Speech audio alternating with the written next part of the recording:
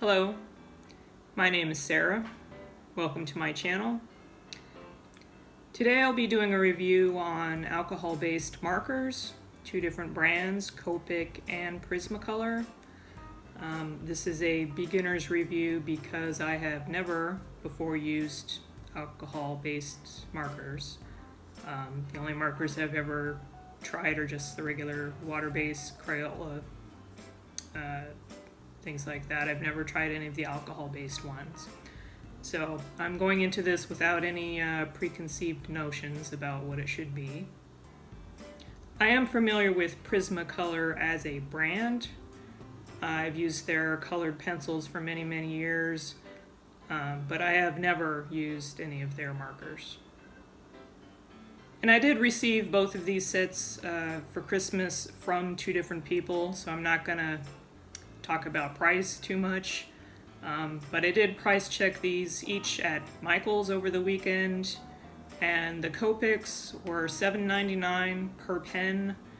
The Prismacolors were $6.99 per pen. The Copics are a little more expensive, but they're also refillable, which the Prismacolors are not. So I received two different sets. The first one I'm going over is the Copic. These are the Copic sketch markers. They come in a couple different designs. Copic Chow, I think, is another one, which I've never tried those either. But this is a gray tone set, neutral gray tone set.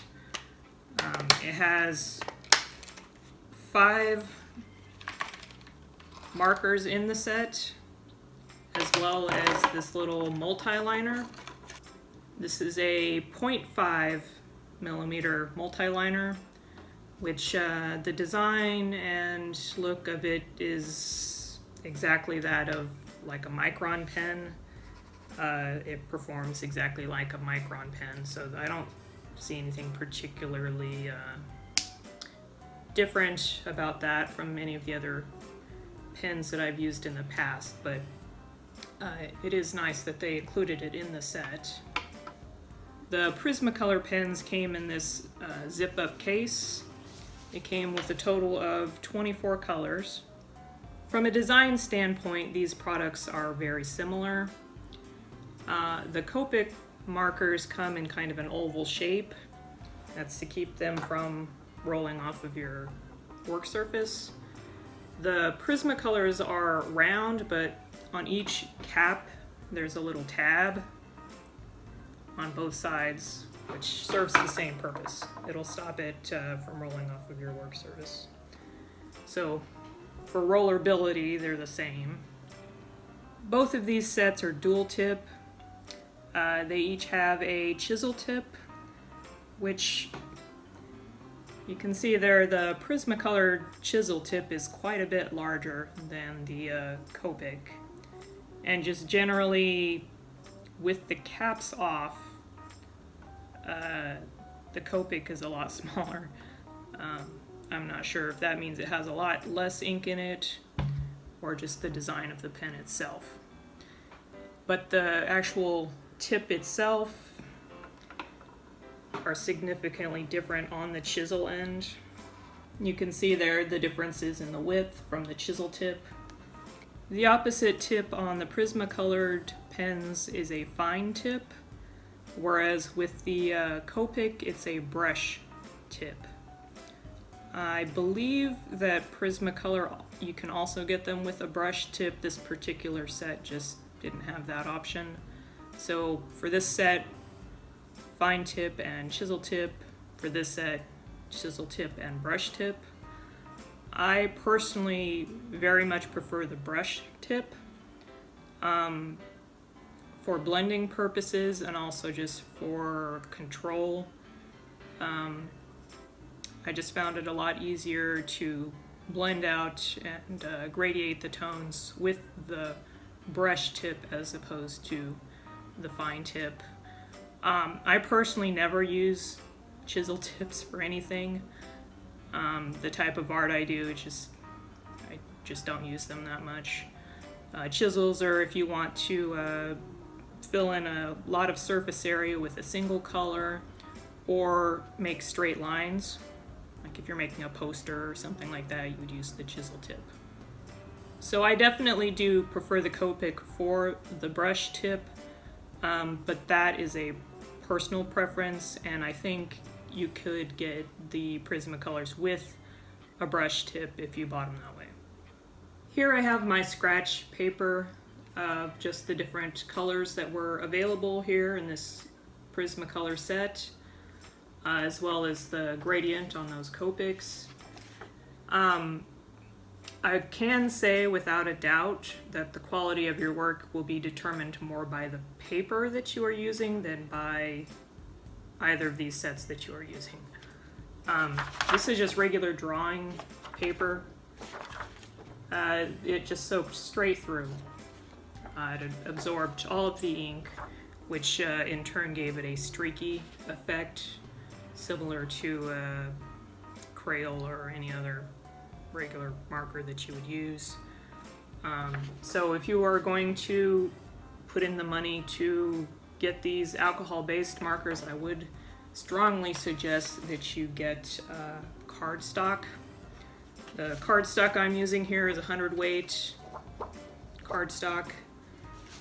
It's this Spectrum Noir, which I believe is another brand of alcohol-based marker, which I haven't tried, but this is the paper I'm using, smooth 100 weight cardstock, which worked very well. This is the back side of the project that I'm currently working on. I did half of it in Copic and half of it in the Prismacolor. It does seem like the Prismacolor leaks through the paper a bit more, but that could be just because I had to blend it out more to get variance on the color, whereas on the Copic side I didn't have to blend out the different colors so much, so it could just be more alcohol, but I did notice that difference.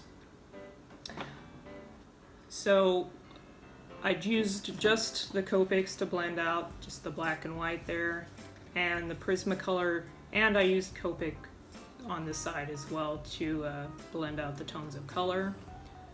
I would say that for the price of these, I would buy them one at a time, not so much in a set like this. Even the gradient tones, I would probably go out and buy a cool gray and a warm gray, as well as I believe they have like a colorless blender and a black. If you're going to do just black and white, which I'll be using a lot of, I'll probably get a cool gray set as well. You can add other tones with colors and stuff, just mixing those, but if you add the neutral gray to the colors, it's going to neutralize the colors. That's what happened here. This is nowhere near the vibrancy of the Prismacolors, just laying them out as they are. You can see on this pink that I just blended out. Once I added the neutral gray, it just blended it out all together. It lost its vibrancy. So after using both of these sets for several days, I do have to say that I prefer the Copic markers, both because they are refillable, because they come with the brush tip. I haven't tried the brush tip on the Prismacolors yet. I'll do that in the future, but just for the sake of this set, I do prefer the brush tip much more than the fine point. And these just seem to blend out a little better.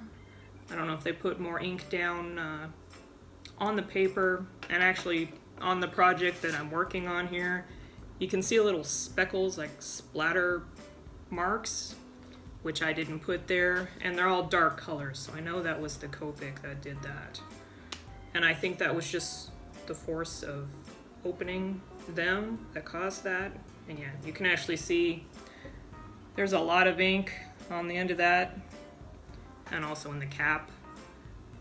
So I don't know if that was just because this particular pen is leaking a little bit, or if it's just because they're no, they're all leaking a little bit. So just be cautious of that if you're working over your work. Don't.